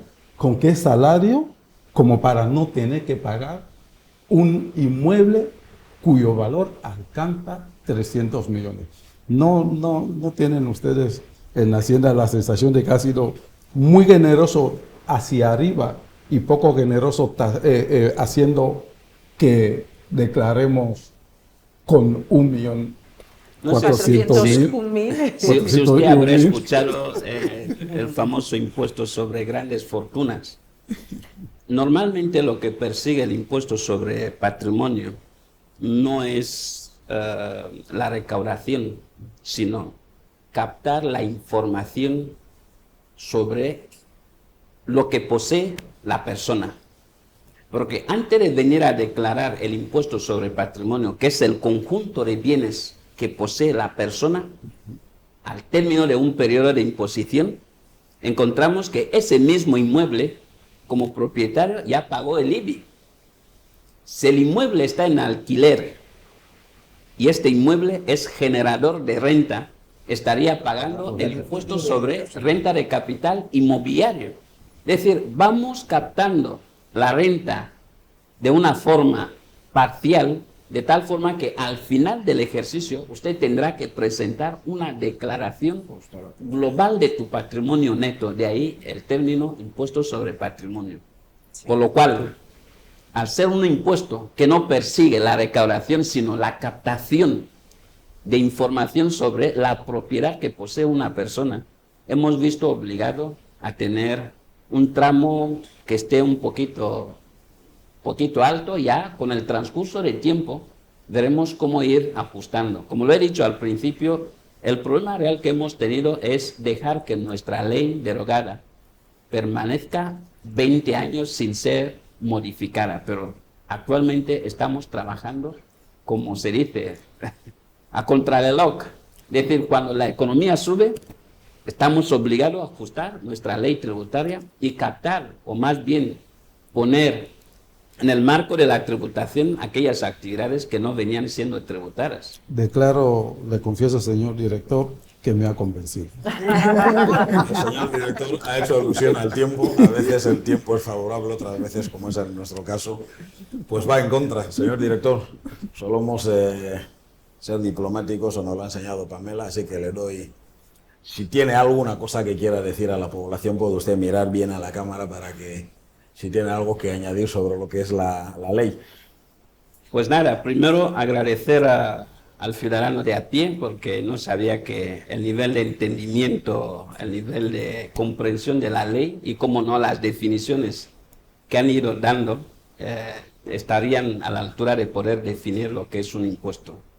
Como lo he dicho, el gobierno nutre a través de los recursos, vamos a decir el Estado, nutre a través de los recursos que cada uno de nosotros como contribuyentes somos capaces de contribuir, y esto ayuda para que el gobierno, en el marco de la realización de políticas sociales, pueda utilizar estos recursos para que, digamos, la gente que no vive en Malabo o en Bata también puedan tener la misma vida social como los que viven en Malabo. Por ejemplo, la educación es un factor importante que requiere mejorar, y no se va a mejorar si no hay recursos. Entonces, el mensaje que yo puedo lanzar a la población es que tomemos conciencia, que sepamos que Hacienda somos todos y que el impuesto nos ayuda a financiar el gasto, porque sin impuesto no hay desarrollo. Pues, don Fernando Nguema, señor director general de Impuestos y Recaudaciones, ha sido un auténtico placer. Gracias por aceptar la invitación de Parlamento. Muchísimas gracias a ustedes y, como siempre, estamos abiertos. Cualquier aclaración, cualquier duda que tengan, estamos al servicio de la población. Buenas noches. Buenas noches a ustedes. Bueno, pues era el director general de Impuestos, que yo creo que si han convencido a Malela, yo creo que Si han podido convencer a Pamela, yo creo que Edgar debe estar convencido. Veo a Pamela y a Rimé sonriendo, así que yo creo que el señor director ha pasado el examen con nota. Bueno, nos han quedado cosas en el tintero, pero ya le invitaremos otra vez. Esta ley es amplia, tiene muchos conceptos, así que seguramente volveremos a invitarle aquí para que nos vuelva a aclarar otros conceptos que, como dice Pamela, se nos ha quedado en el tintero. Y nosotros vamos a avanzar teniendo a Rimé y a Edgar. Podríamos pensar que las leyes solamente son las que se estudian en las aulas, en los libros de leyes, ya sea en la UNGE o en alguna universidad occidental, pero a veces nos olvidamos que algunos países, como los países africanos, ya teníamos nuestras propias leyes, teníamos nuestras instituciones en las que se dirimían los asuntos de la población. Vamos a ver el siguiente reportaje sobre lo que son los juzgados tradicionales.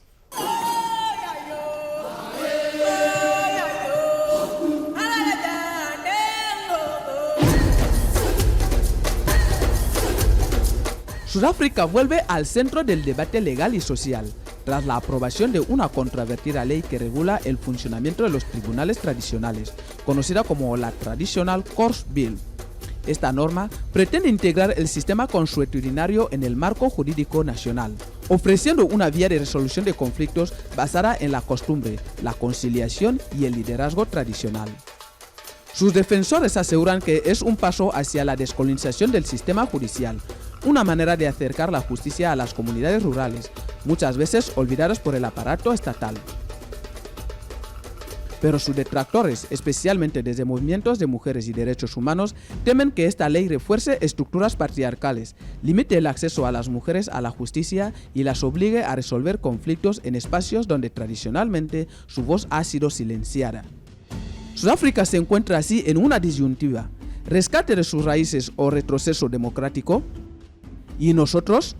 ¿Tuvo Guinea Ecuatorial sistema de justicia tradicionales propios antes de la llegada de los tribunales modernos? ¿Sería conveniente recuperarlos, al igual que intenta Sudáfrica? ¿Podría convivir con la justicia estatal o significaría un retroceso para sectores vulnerables de nuestra sociedad, como las mujeres y los jóvenes? Estas son preguntas que merecen ser discutidas con serenidad y profundidad. Y para ello, contamos hoy con nuestros analistas en Parlamento, que nos ayudarán a entender qué está pasando en Sudáfrica y si en nuestra realidad nacional este debate también merece un espacio.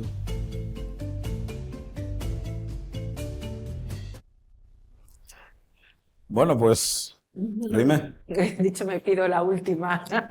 Empezamos por justicia. Este debate merece un espacio en nuestra sociedad. No te escapes. Cuéntame. Debemos otorgar en nuestra sociedad este espacio a los entes tradicionales, por llamarlo de alguna manera, darles esa libertad, ese poder, más que poder, esa autoridad para tratar temas que hasta ahora se venían tratando en los juzgados, digamos, de la ley. Bueno, este debate ya está en la mesa de los dirigentes de justicia, ya lo tenemos. Por eso he dicho que me pido la última.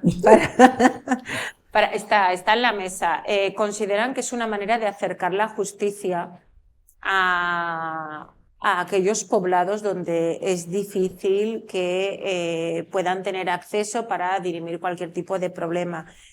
¿Qué es lo que sucede? Que de la misma manera hay otro sector que considera que es como una especie de retroceso. ¿El problema es el acceso, el poder tener acceso, o son los temas que supuestamente se tratan en estos tribunales? Es una combinación de los dos, pero mayormente son los temas. Es una combinación de las dos cosas, pero sobre todo los temas. Entonces ahí estamos con que sociedad tradicional o avanzamos un poco. Pamela, dale, te veo. Te veo, arranca. Madre mía. Sácalo todo. Madre mía. Yo no puedo. Yo es que estoy temblando solamente. Temblando solamente de que cunda el ejemplo porque claro, es que si nos tenemos que plantear a estas alturas que hay determinados temas que no se pueden tratar en los tribunales, ¿cómo los llamamos? Ordinarios, de justicia. Ordinarios. Y tenemos que pasarlos a los tribunales tradicionales. Yo creo que el reportaje lo ha dicho claramente. Es que habría determinados sectores de la sociedad. A ver, ¿dónde se trataban los asuntos, por ejemplo, en la etnia Fang? En la Ba. Y en la Ba, ¿quiénes pueden entrar? Los hombres. Tradicionalmente. Entonces, ¿qué pasa con la justicia que es para las mujeres y para otros? O sea, no podemos. De hecho, lo que me di cuenta al conocer esta ley de tribunales tradicionales de Sudáfrica, cuando yo escuché ley de tribunales tradicionales, yo pensé que a lo mejor lo que estaba haciendo era instaurarlos, pero no, lo que está haciendo es los que de alguna manera vienen funcionando de alguna forma, lo que hace es regularlos y les pone tales límites como que los asuntos, tanto los asuntos que tratan como que discuten, como las sentencias o las resoluciones que salen de ahí, tienen que estar sujetas a la Constitución. O sea que al final se está reconociendo y se sigue teniendo en cuenta que al final las leyes con las que nos regimos hoy en día tienen que seguir por encima de lo que ocurra en estos tribunales tradicionales. Hay que regular. Un poco la contradicción. Hablamos de tribunales tradicionales, pero regulados por la Constitución. No es tanto contradictorio. A ver, la propia Constitución nuestra ha abierto una puerta que acaba generando ciertas controversias en según qué tipo de situaciones, porque nuestra propia Constitución dice que el Estado reconoce cualquier tipo de matrimonio celebrado conforme a derecho.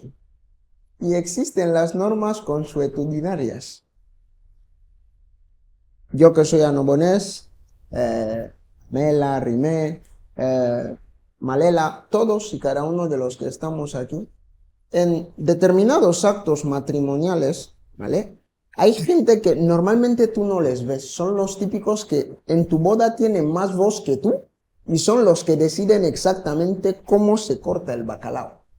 Pero el problema está en que a todo el mundo le gusta ese folclore del matrimonio chapado a la tradicional, todo, con la fiesta y todo. Pero ¿qué pasa cuando surgen los problemas?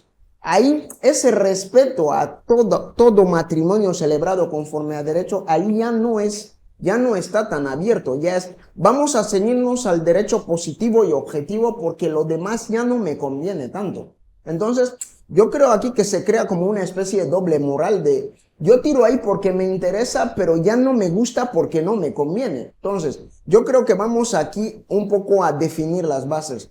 Vaya por delante que yo soy totalmente contrario a espacios en los que uno no pueda tener una voz disidente. Lo detesto. ¿Por qué? Porque yo pienso que aunque alguien esté diciendo algo que te chirríe, es importante escucharle.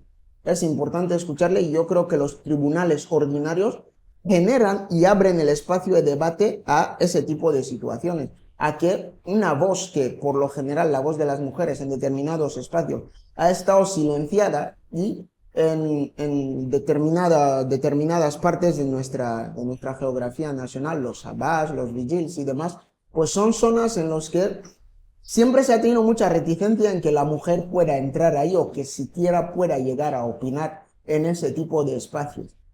Cuando ya se está decidiendo sobre tu vida, sobre lo que eres tú, y tú no puedes opinar, yo creo que a nivel de nuestra sociedad aún nos hace falta bastante pedagogía porque en cuanto a las cuestiones matrimoniales sí que seguimos abrazándonos mucho a la tradición porque nos conviene, pero en lo que es otro tipo de espacio de debates y de decisiones ahí ya no estamos tan por la labor. Mire, yo soy un enamorado de Guinea Ecuatorial, a pesar de identificarme siempre como de Bongo y a pesar de ser muy orgulloso de ser Ndoe. Soy un gran Ndoe por los años y soy un gran guineano por los años. La fragmentación que puede significar el derecho consuetudinario significa que el camino de unidad que hemos empezado se vea en un derecho, en un tipo de derecho foral que lo que va a hacer es reafirmar lo que nos hace distintos. Y como soy un amante de lo que es Guinea, estoy absolutamente en contra, siquiera incluso que se hubiera planteado desde el punto de vista de pensamiento político, no como una posibilidad cierta de fijarlo, de establecerlo como norma. Solo la formulación política me calienta, me hierve la sangre. Eso me recuerda. Sí, eso me recuerda a un debate, a un debate que hubo una vez creo que fue en el Senado, porque lo estábamos abordando desde otro programa donde yo participaba. Hubo un debate sobre un proyecto de ley, una proposición de ley sobre derecho de familia. el derecho de familia, Sí. una cosa así, ¿no? Entonces, claro, había voces que defendían que se tendría que tener en cuenta en esa ley cada una de las costumbres de las diferentes etnias. Y yo recuerdo concretamente a una senadora en concreto diciendo, pero entonces, si vamos a hacer eso, ¿para qué estamos sentados aquí debatiendo una ley? ¿No? Es un poco en la línea lo que está diciendo Malela, porque se supone que las leyes están para, de alguna manera, unificarnos, tratarnos a todos por igual, etc. Pero si empezamos a... Mira, hemos hablado, Edgar ha mencionado las costumbres, por ejemplo, matrimoniales, pero es que la cosa puede ser mucho más grave, por ahí mucho más grave. ¿Qué tal si alguien entiende que ocurre ahora mismo en algunos hogares de casos tan graves como, por ejemplo, el incesto?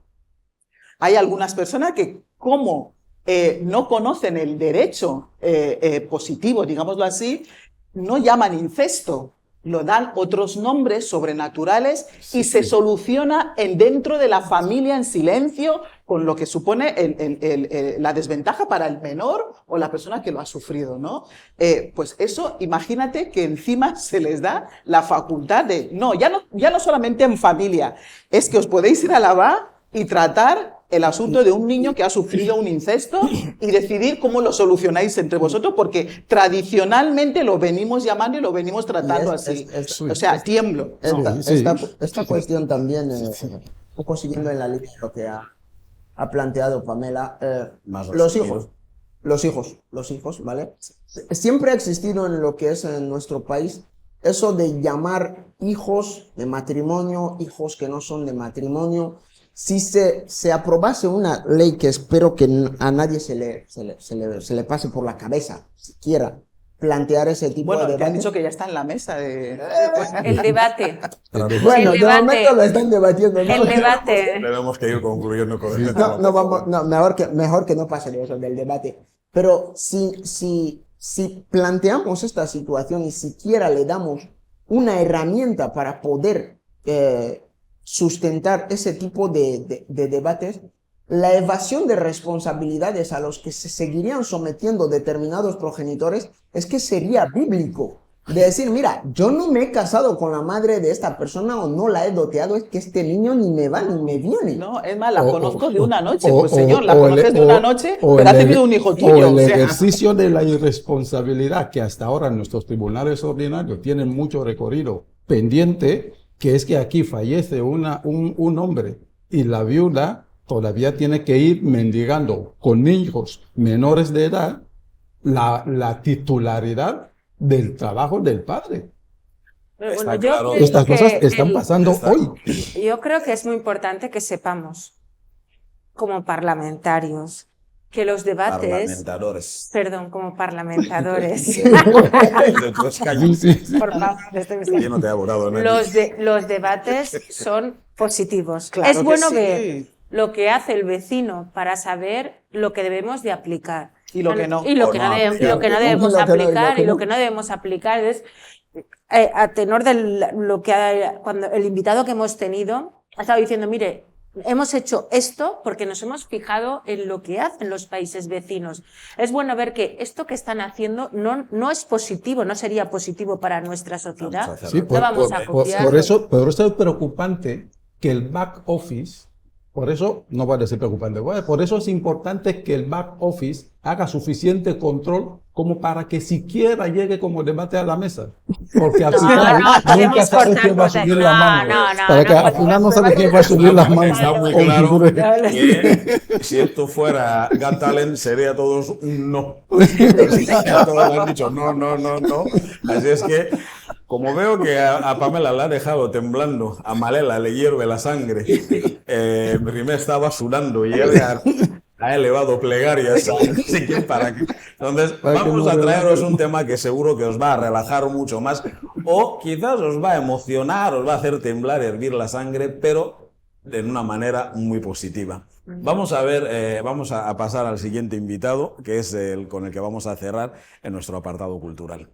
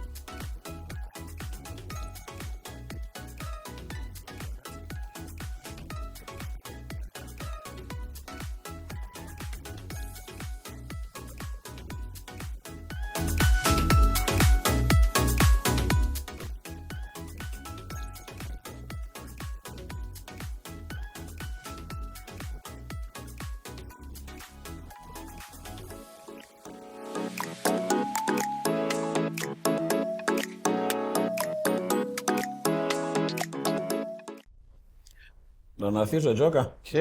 Buenas noches. Buenas noches. Voy a darte...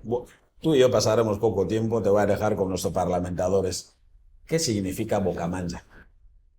Bocamanja son dos platos típicos de Guinea Ecuatorial, bocao y manja. Significa unión de culturas. ¿Cómo fueron esos inicios en el teatro para ti? ¿Cómo vino? ¿Te encontró a ti el teatro? ¿Le fuiste a buscar? ¿Os encontrasteis? ¿Cómo nació? No, yo ya estaba haciendo teatro, pero no sabía lo que estaba haciendo hasta cuando me topé con un grupo Arena Blanca y dije, lo que hacen es lo que yo hago en casa. Pues tengo que irme a esta gente para sacar lo que tengo en casa para mostrarlo al mundo. Y después de un tiempo en Bocamanja, ya actuando, decides separarte, decides dejar Bocamanja. ¿Qué te motivó? ¿Por qué? ¿Por qué decidiste volar solo? Porque cuando se trabaja en medio de muchísimos profesionales, puede ser bueno, pero hay otros que tapan tu trabajo. Pero cuando decides empezar de andar solo, crear tu propio camino, empiezas a descubrir muchísimas cosas que no podías descubrir entre estos profesionales. Es como si estás en un caparazón donde todo está perfecto y no ves cómo puedes avanzar y tal. Por eso decido crear Eticultura. Y después de separarte, creas Eticultura. ¿Por qué fuiste directamente, digamos, a crear este tipo de plataforma en el que decides trabajar con personas con discapacidades? Y hubiera sido más fácil crear quizás otra compañía parecida a lo que era Bocamanja. ¿Por qué elegiste precisamente este camino? ¿Qué te inspiró para ello? Porque primeramente crecí con personas con discapacidad y nunca les vi en un entorno cultural, no participaban en eventos culturales, y cuando llegué como 16 años, 17 en Bocamanja, me di cuenta que las personas con discapacidad no disfrutan del arte. O sea, dije, voy a comenzar y ver cómo me sale. El primer año, el segundo año no fue fácil y tal, pero lo fui trabajando poco a poco. Y el trabajo que se hace bien siempre tiene un buen resultado, ¿no? Y aposté por algo que no existía y lo estoy trabajando, y a través del movimiento que he creado, que es Eticultura, esto ya está saliendo a la luz. Para mí es... ¿Cuáles son las discapacidades? La gente que trabaja con ustedes yo veo que hay diversos tipos de discapacidades. ¿Cómo es trabajar con gente que no lo tienen tan fácil? Es centrarte, ponerse en su piel. No es tan difícil. No es tan difícil, porque cuando amas lo que te gusta hacer, lo transmites fácilmente. Lo transmites fácilmente y canalizas el fuerte de cada persona, cada niño joven con discapacidad. O te muestra lo que sabe hacer, porque yo trabajo con mi técnica y saco lo mejor de ti, y con lo mejor de ti yo trabajo contigo. Pamela, ¿he dejado de temblar? Sí, he dejado de temblar. Ya me he relajado un poco. Quería saber... ¿Eres la única? Bueno, voy a hacer dos preguntas. Primero, ¿intentaste antes, estando todavía en Bocamanja, que se integraran a estas personas con diversidades, ¿no? Personas diversas dentro, y cuando no lo conseguiste fue cuando decidiste salirte y crear tu propia compañía aparte? Dentro de Bocamanja había un joven que he trabajado mucho con él, Martín, y Martín trabajábamos proyectos como personas normales, porque nadie es normal, personas sin discapacidad, pero él tenía una discapacidad física y no se ubicaba dentro de esto, y esto me empezó a llamar la atención. Wow, ¿por qué? Por eso el primer proyecto que tengo me duró 7 minutos o 6 minutos. Dije, quiero mostrar una obra de teatro mímica con personas con discapacidad. Y una cosa que yo no pensaba que iba a explotar a nivel, y cuando lo presenté al público, ¡boom! Caló y no lo pensaba. A ver, la tendencia cada vez más en el mundo en general es trabajar siempre en conjunto. La inclusión. La inclusión, efectivamente. Aparte que yo soy de la opinión, como has dicho, de que todos tenemos alguna discapacidad. Sí. Todos somos incapaces de hacer determinadas cosas que otros sí que pueden hacer, ¿no? Quiero saber, en la compañía, en Eticultura, ¿eres la única persona que no tiene esas discapacidades visibles, patentes, o trabajáis en...? No, Eticultura está compuesto de como 19 jóvenes como yo, y hay como 27 niños con discapacidad auditiva, hay como 12 con discapacidad física, y los incontables que están en los barrios, que a veces trabajamos con ellos en sus casas y todas esas cosas. En Bata también tenemos el movimiento ahí, que lo está liderando Sansón. Tenemos como 34 jóvenes que hacen teatro y tal, y dentro de ellos hay como 3 personas con discapacidad, y cuando hacemos los proyectos en Bata trabajamos como con 90, 60, 120 jóvenes con discapacidad auditiva, y esto es Esto es que cuando nosotros trabajamos y estos jóvenes vienen a nosotros y trabajamos con ellos para que el mundo vea lo que son capaces de hacer. Habéis visto en el grupo, en el vídeo, hay un chaval que baila como Jackson, pero no escucha ni habla y dices, wow, tiene un potencial dentro y nosotros estamos ahí para empujar para que este sueño de este joven que es bailar sea posible y que pueda desenvolverse con su baile en lugares públicos. Sí, don Narciso, buenas noches. Buenas noches. Veo que en el proyecto en el que usted está trabajando de inclusión, veo que tiene a diversidad de personas con determinadas cualidades o determinadas afecciones que, digamos que en algunos espacios le ha supuesto un impedimento de integración. Obviamente, dentro de la plataforma en la que has creado, que desde aquí ya te digo que chapó, ¿vale? Y creo que toda la ciudadanía pues debería aplaudir iniciativas de este tipo, pero quería saber ¿cuál es la mayor dificultad que has encontrado a la hora de querer crear esta plataforma, de materializar esa idea? Primeramente me he puesto en un campo muy nuevo. Muy nuevo, donde no hay, cuando miras a nivel social, aún no hay normativa de cultura, con inclusión cultural y todas esas cosas, y tienes que decir, yo quiero que esto en mi sociedad empiece de contarse, ¿no? Y en el día a día, con los padres, que si tal, y con a veces la economía que no da, porque aún no he recibido ninguna subvención, y personas de a pie, porque mis amigos a veces me cierran las puertas porque saben que, oye, necesito un 15.000 porque tengo un proyecto con Bullé y lo tengo que lanzar como sea. Voy donde el tío y como emprendedor sociocultural tengo que buscar soluciones donde hay problemas. Y no me centro mucho en los problemas, sino son retos para mí. Porque el caminar diario son retos, y estos retos necesitan economía, que si tal, pero hay que seguir caminando para seguir el objetivo que quieres conseguir. Para mí no lo veo problema, son desafíos en el proceso de... Muy bien, han mencionado el hecho de que hay gente con esa diversidad de impedimentos a la hora de integrarse. Supongo que no solo tiene a jóvenes que se dedican al baile, ¿tiene alguien, por ejemplo, que se dedique a cantar o tiene a jóvenes que se dediquen a tocar instrumentos? Se lo pregunto más que nada porque Stevie Wonder, que ya falleció, el tío poco menos que nació siendo ciego. Y sin embargo no ha habido instrumento en este mundo que este señor no supiera tocar. Y José Feliciano, pues un tanto de lo mismo. El tío ha compuesto maravillas de temas que él jamás ha visto ni jamás ha podido visualizar todo el público que tenía delante.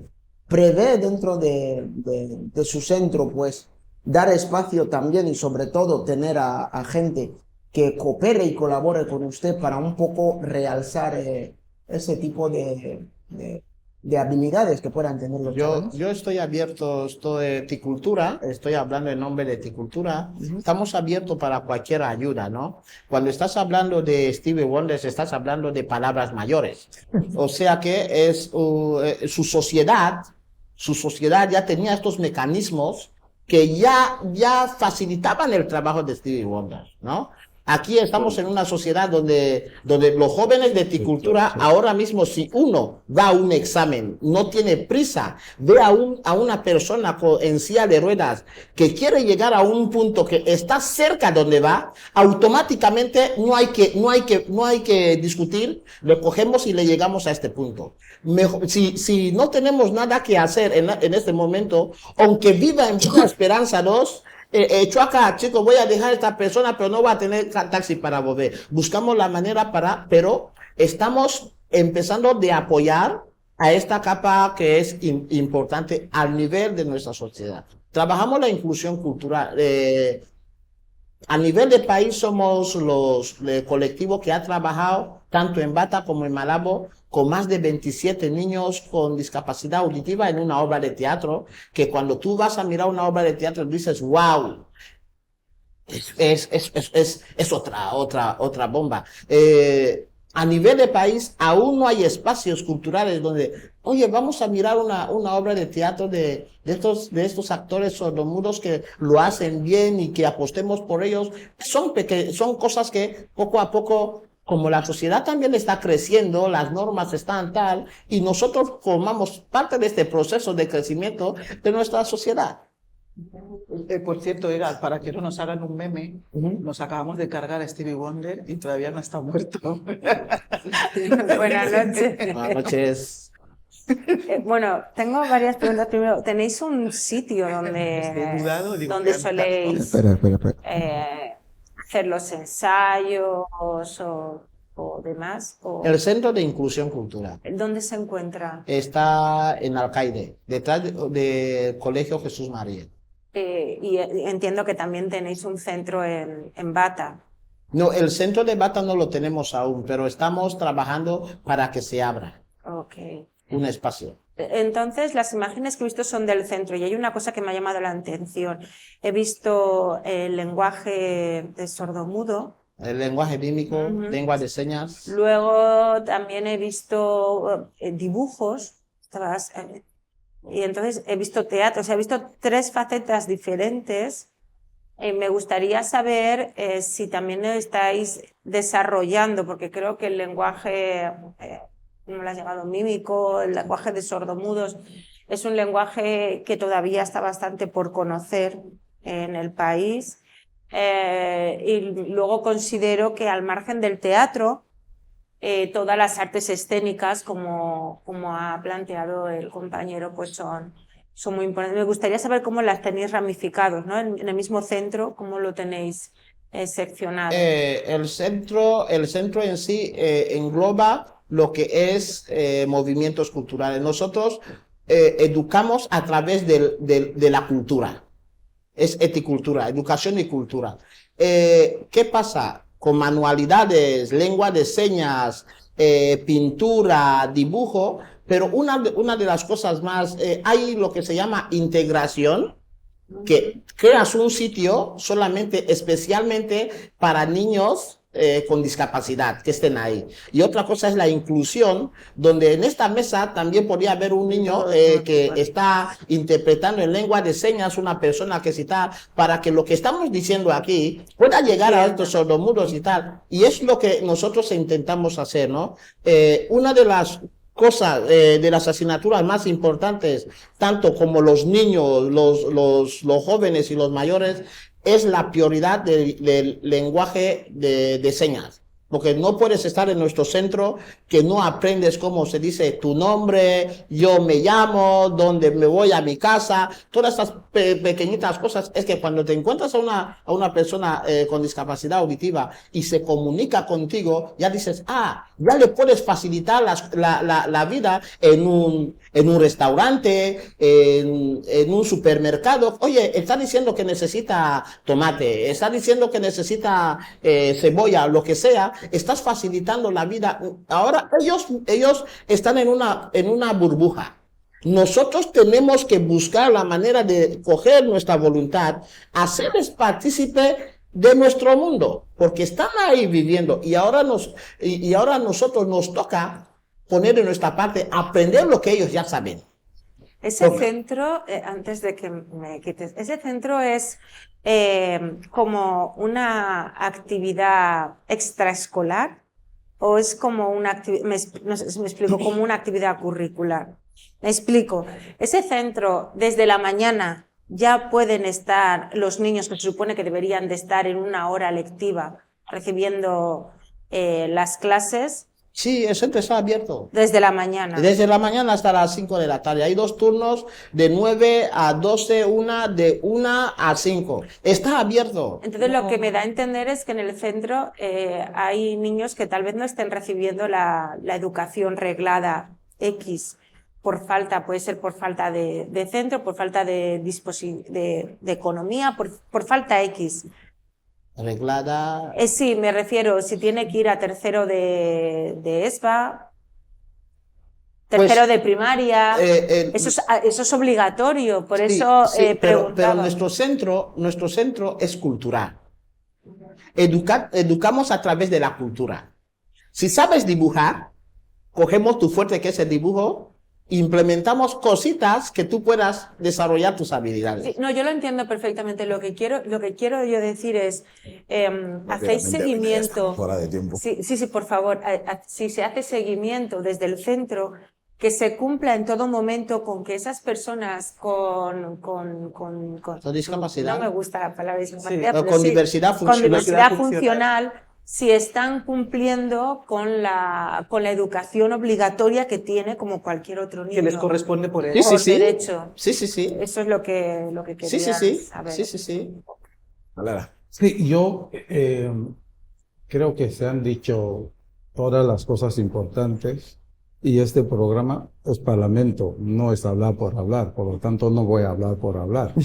En consecuencia, como ciudadano ecuatoriano, solo le puedo dar las gracias por el trabajo que está haciendo y preguntarle, una persona X que no tiene tiempo, que no puede pasar todas las tardes a estar en el centro, ¿cómo puede colaborar con ustedes?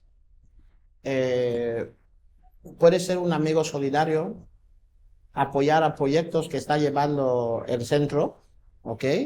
Puedes, depende del tipo de ayuda que quieres hacer. Puede ser amigo solidario, puede ser, ¿cómo te digo? Miembro activo, como no puede estar de manera, oye, chico, me encanta el programa el proyecto que está llevando, oye, yo os doy 2 tiras de agua cada mes. Ya estás contribuyendo, ¿no? Aunque no puedes estar. Pues eso es lo que quería. Sí, yo quería añadir, al margen de que obviamente todos felicitamos la iniciativa, que además es necesaria, yo lo que me gustaría pedirte es que el centro o el proyecto, la iniciativa, tenga una vocación de realmente hacer posible esa inclusión, ¿no? Como has dicho, son personas que al final tienen que integrarse en la sociedad y que vaya creciendo, que llegue un momento en que la cultura sea simplemente cultura, no cultura para personas con disfunción, discapacidad funcional, diversidad funcional y personas que no. Que poco a poco se vaya integrando simplemente en un espacio de cultura donde todo el mundo participe, porque siempre es importante, porque los que tienen diversidad funcional pueden aprender de los que no lo tienen y viceversa. Por eso es tan importante. Por eso los proyectos que estamos trabajando ahora dentro del centro son estos de inclusión. Hablantes sordomudos, hablantes sordomudos, hablantes sordomudos. Porque los de la discapacidad física ya hablan, pero las personas que los mensajes no llegan son estos niños con discapacidad auditiva. Y estamos trabajando, sensibilizando, que si tal, para que empiece a ver, porque el día 1 de diciembre del año, el 3 de diciembre del año pasado, Día Internacional, llevé a 25 niños a tocar tambores en un escenario. Y las personas que estaban pasando tocaban el ritmo también con el profesor de percusión y que no podías percatar que son niños que no escuchan, que si tal, porque a través de la vibración, a través de la concentración, que si tal, se sienten parte de la cultura y disfrutan de lo que hacen. Y esto es lo que nosotros intentamos conseguir. Si un niño con discapacidad tal, le gusta escribir, le vamos a potenciar que publique un libro, que haga tal. ¿Por qué? Porque la sociedad le tiene que empezar a abrir estas oportunidades como todos tenemos. Don Narciso, creo que usted ha hecho realidad eso de caminante no hay camino. Se hace camino al andar y en nombre del Parlamento, ya lo ha dicho Malela, yo copio de los mayores, muchísimas gracias por lo que está haciendo. Gracias. Felicitarle y darle las gracias y gracias otra vez por haber venido al Parlamento. Muy buenas noches. Damas y caballeros, mira cómo saberlo. Damas y caballeros, pues aquí concluye un nuevo episodio del programa Parlamento. Pamela, Edgar, Rimé, Malela. Señorías, siempre gracias, parlamentadores, desde vuestro escaño. Y bueno, pues nos despedimos con lo mismo de siempre. Nosotros no legislamos, pero sí parlamentamos. Muy buenas noches.